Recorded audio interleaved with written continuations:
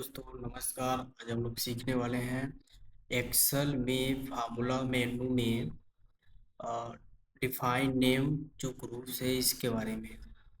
तो दोस्तों इसके बारे में हम लोग देखेंगे। तो सबसे पहले हम लोग क्या करेंगे, मान लीजिए अगर आपको कोई फार्मूला लगाना हुआ, मान लीजिए इन सबको सम करना हुआ। तो अब इन सबको सम करने के लिए आपको क्या करना पड़ेगा। मान लीजिए हमें यहाँ पे इक्वल करना पड़ेगा। इक्वल फिर लिखेंगे सम, फिर टाइप करेंगे, फिर इसको हम सिलेक्ट करेंगे और उसके बाद हम लोग क्या करेंगे, ब्रैकेट क्लोज करके एंटर कर देंगे। तो एक तरफ से हमारा ये सब हुआ। बट अब डिफाइन नेम का यूज क्या होता है, तो इसके लिए हम लोग देखेंगे सबसे पहले। तो मान लीजिए हमारा ये बना है, तो हम इसको डिलीट कर देते हैं थोड़ा सा, क्योंकि आपको समझ में आएगा। टोटल ये इतना बना हुआ है, तो हम सबसे पहले इसको डिलीट कर लेते हैं।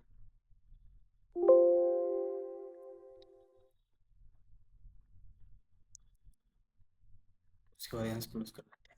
अब देखिए हमारा ये यूजिंग फार्मूला नहीं शो कर रहा है, और नेम मैनेजर में जो भी हमारा है ये सीट दिख रहा है, टेबल। ठीक है। तो अब सबसे पहले हम लोग बनाने के लिए हम लोग क्या करेंगे, सबसे पहले हम लोग क्या करेंगे, डिफाइन नेम। अब डिफाइन नेम का यूज होता है कि हम यहाँ से फार्मूला बना सकते हैं, जैसे कि हमको रेट का बनाना है, अमाउंट का बनाना है, क्वांटिटी बनाना है, तो हम इन सब का बना सकते हैं। बनाने के लिए हम लोग क्या करेंगे, सबसे पहले हम लोग यहाँ पे जाएंगे, इसको सिलेक्ट करेंगे, अमाउंट को सिलेक्ट करेंगे। यहाँ से यहाँ तक पूरा हेडिंग से लेके यहाँ तक सिलेक्ट कर लिए। और सिलेक्ट करने के बाद हम लोग क्या करेंगे, यहाँ पे क्लिक करेंगे, डिफाइन नेम पे क्लिक करके यहाँ से कर लेंगे ओके। अब देखिए यूजिंग फार्मूला हमारा शो करने लगा। अब यहाँ हम लोग क्लिक करेंगे, देखिए हमारा एक अमाउंट का बन गया है। ठीक है। आ, तो अगर हम लोग क्या करेंगे, अब इसका मान लीजिए अब हमको मैक्सिमम का फॉर्मूला लगाना है, इसमें से देखना है अमाउंट में कि सबसे बड़ी संख्या जो कौन है। तो मान लीजिए अगर हम ऐसे देखेंगे तो हमें तो टाइम लगेगा ढूंढने में कि कौन सबसे बड़ी संख्या है। लेकिन अगर हमें फार्मूला के माध्यम से ढूंढना रहे, तो हम लोग क्या करेंगे, इक्वल कर लेंगे और यहाँ पे मैक्सिमम लगाएंगे एम एक्स और उसके बाद टैब। तो जैसे हम इतना करेंगे, एक मिनट थोड़ा सा, ठीक है। तो सबसे पहले हम लोग क्या करेंगे, इक्वल करेंगे और एम एक्स टैब। और टाइप करने के बाद हम लोग क्या करेंगे, टाइप करने के बाद हम लोग यहाँ पे जाएंगे यूजिंग फार्मूला पे, और यहाँ पे इसको अमाउंट को सेलेक्ट कर लेंगे। ठीक है। अमाउंट को सेलेक्ट कर लेंगे। अब देखिए जो हमारा ये रेंज है, पूरा टोटल यहाँ से यहाँ तक सिलेक्शन बना लिया ऑटोमेटिक।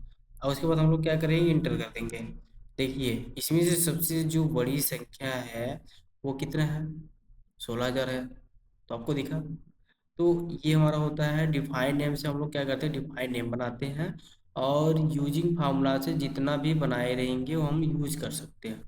जैसे कि अभी अभी हमने इसका देखा है, अमाउंट का। मान लीजिए अगर एक हम और बनाते हैं, जैसे हमको रेट का बनाना है, यहाँ पे सिलेक्ट करेंगे इसको, यहाँ से यहाँ तक सिलेक्ट करने के बाद फिर हम जाएंगे डिफाइन नेम पे। अब कुछ नहीं करना, डिफाइन नेम पे आपको क्लिक कर देना है। जैसे डिफाइन नेम हम क्लिक करके ओके कर देंगे, एक हमारा देखिए, अब यहाँ पे हम लोग यूजिंग फार्मूला भी चलते हैं।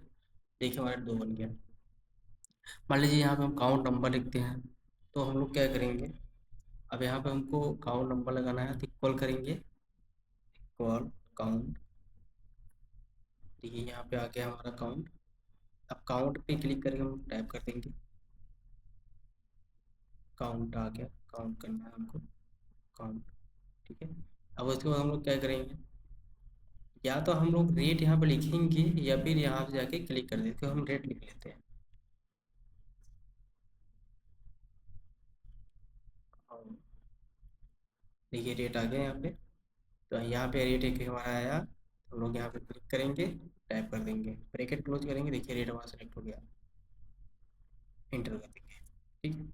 तो काउंट मतलब टोटल हमारा जो नंबर लिखा हुआ है वो 17 लिखा गया है। ठीक है। तो समझ में आया आपको, डिफाइन नेम और यूजिंग फार्मूला का यूज। अब उसके बाद नेक्स्ट ऑप्शन हमारा है, इसको समझने से पहले हम लोग इसको समझ लेते हैं।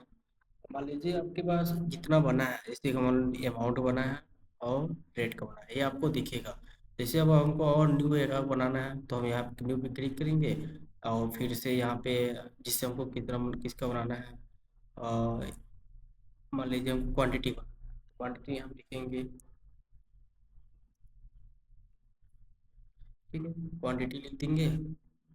और उसके बाद यहाँ पे हम लोग बैक, यहाँ पे कर्सर मूव कराएंगे, इसको बैक कर लेंगे। और फिर यहाँ पे क्वांटिटी वाला जितना भी नंबर है उतना हम लोग सेलेक्ट कर लेंगे ऐसे। ठीक है, तो कर देंगे। देखिए यहाँ पे क्वांटिटी का बन गया है। ठीक है, यहाँ से भी हम, अब यहाँ पर आप डिफाइन पे भी क्लिक कीजिए। देखिए क्वांटिटी का शो कर है।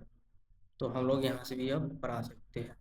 अगर हम कोई गलती से नहीं बनाया है तो हम लोग यहाँ पे जाके नेम मैनेजर से बना सकते हैं। एडिट का मतलब होता है कि हम एडिट कर सकते हैं, अमाउंट की जगह में कोई दूसरा चाहिए तो हम लोग कोई दूसरा भी ले सकते हैं। ठीक है, बस आपको कुछ नहीं करना है, यहाँ पे जिसका चाहिए उसका नाम लिख के और यहाँ पर रेंज रख दे देना। ठीक है, तो हम बना नहीं रहे, आप लोग बना के चेक कर लीजिएगा। ठीक है, नेक्स्ट ऑप्शन हमारा है डिलीट। अगर आपको इसमें से कुछ मान लीजिए इन सबको डिलीट करना है, देखिए यहाँ पे शिफ्ट बटन करेंगे, सब कुछ सेलेक्ट कर लेंगे और एक ही साथ में करना है, सेलेक्ट करके ना एक एक करना है, यहाँ क्लिक कीजिए, डिलीट कर दीजिए। ओके, फिर यहाँ पे सेलेक्ट कीजिए, डिलीट कर दीजिए। ओके, ठीक है, तो मान लीजिए हम तीनों डिलीट कर लेते हैं। तीनों हमारा डिलीट हो गया है और यहाँ सब क्लोज कर लेते हैं इसको। तो देखिए अब जो हमारा आंसर आया था सब जीरो हो गया और ये डिलीट हो गया, क्योंकि ये जो हमने यूजिंग फॉर्मूला बनाया था अब तो ये शो नहीं कर रहा है, ये हमारा जितने ही बनाए थे सब हमारा डिलीट हो गया है। तो क्रिएट फ्रॉम सिलेक्शन का मतलब क्या होता है, जो हम डिफाइन नेम से एक एक करके बना रहे थे, जो हम डिफाइन नेम से एक एक करके बना रहे थे, क्रिएट फ्रॉम सिलेक्शन से हम एक बार में पूरी हेडिंग्स बना सकते हैं। एक बार में पूरी हेडिंग बना सकते हैं। जैसे कि बनाने के लिए क्या करेंगे, सबसे पहले जितना आपको हेडिंग बनाना है उतना आप सेलेक्ट कर लीजिए। सेलेक्ट करने के बाद आप क्या करिए, क्रिएट फ्रॉम सिलेक्शन पे जाइए, यहाँ पे क्लिक कीजिए। आप देखिए ये पूछा है create name from value in the, मतलब कि जो भी आपका बना है ये हेडिंग, जो हेडिंग बना है वो आपका टॉप पे बना है। तो अभी देखो टॉप पे सिलेक्शन है भी ये, तो टॉप पे रहने देंगे। ठीक है, अगर ये चीज़ हम लोग क्या करेंगे, यहाँ सेलेक्ट करते हैं। ठीक है, अब यहाँ सेलेक्ट करेंगे हम लोग। अब उसके बाद हम लोग क्या करेंगे, यहाँ पे क्लिक करेंगे क्रिएट फ्रॉम सिलेक्शन पे। देखिए यहाँ पे दो हेडिंग, दो चेक शो करने लगा, एक तो हमारा टॉप रो, एक लेफ्ट कॉलम। तो ये कहने का मतलब ये है, तो हमारा ये जो टॉप रो और लेफ्ट कॉलम है, तो जैसे कि आप आपको जिसका हेडिंग बनाना चाहते हैं, या तो ये इसका हेडिंग बनाना चाहते हो या इसका हेडिंग बनाना चाहते हो। तो मान लीजिए हम टॉप रो का ही बनाना चाहते हैं, तो इसको हम हटा देते हैं चेक। ठीक है, इसका चेक हटा के ओके कर देंगे। अब देखिए यहाँ से कर देंगे यस।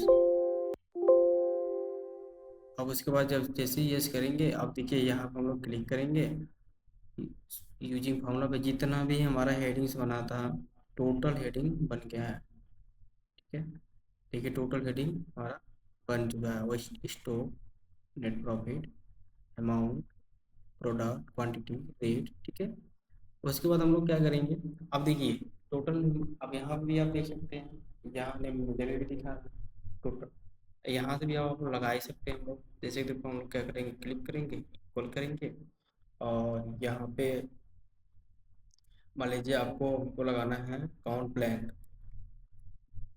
काउंट ब्लैंक यहाँ पे शो कर रहा है, कर्सर आप ऊपर आइए, टैप कर दीजिए और उसके बाद जैसे कि हमको इसका काउंट ब्लैंक देखना है, स्टॉक का देखना है, तो आप या तो स्टॉक लिख सकते हो या फिर आप जाके यहाँ से सेलेक्ट कर सकते हो। ठीक है, देखिए यहाँ पूरा टोटल सेलेक्ट हो गया है पेज।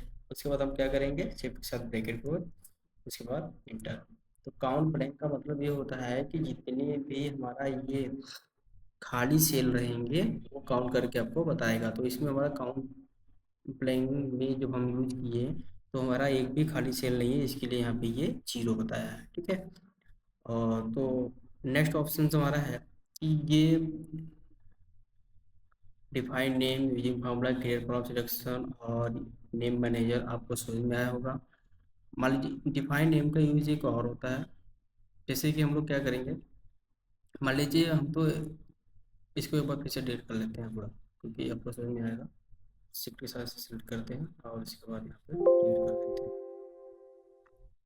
ओके, और इसको क्लोज कर, मान लीजिए जब हम बनाते थे इसका अमाउंट का, तो एक ऐसे बनाते थे, सेलेक्ट कर लेंगे, यहाँ पर क्लिक करेंगे और ओके कर देंगे तो ये बन जाएगा। और दूसरा यूज़ क्या होता है, मान लीजिए हमने पहले ही सेलेक्ट कर लिया इसको और इसमें कुछ नाम नहीं शो कर रहा है, तो हम जैसे इसका बनाना चाहते हैं, मान लीजिए स्टॉक का बनाना चाहते हैं, तो ये लिखेंगे यहाँ पे स्टॉक, एस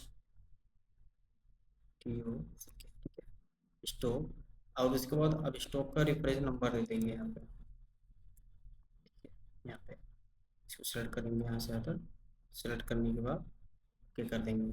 तो आप ऐसे बना सकते हो, ठीक है, ऐसे बना सकते हो। देखो यहाँ पर हम देखेंगे ना, स्टॉक का बन गया है, ठीक है। स्टॉक में काउंट ब्रेक लगाया था, ये फॉर्मूला भी शो करने लगा है, ठीक है। तो हम दो तरीके से बना सकते हैं, एक तो ऐसे सेलेक्ट करके सेलेक्ट करेंगे एक बार में, यहाँ पे ओके कर देंगे और ओके कर देंगे। अगर मान लीजिए आप सेलेक्ट नहीं किए हो तो आप सीधे यहाँ पे क्लिक कीजिए, और यहाँ पे जिसका बनाना चाहते हो, जैसे रेट का बनाना चाहते हो रेट, और यहाँ पे रेट का सिलेक्शन दे दीजिए, ओके बैक, और रेट का सिलेक्शन दे दीजिए यहाँ से यहाँ तक, और उसके बाद कर दीजिए ओके। देखिए यहाँ पे दोनों बन गया, एक नेट प्रॉफिट एक रेट। आई होप कि आपको वीडियो अच्छी लगी हो, अगर अच्छी लगी हो तो लाइक कमेंट सब्सक्राइब जरूर करिएगा, और साथ में धन्यवाद।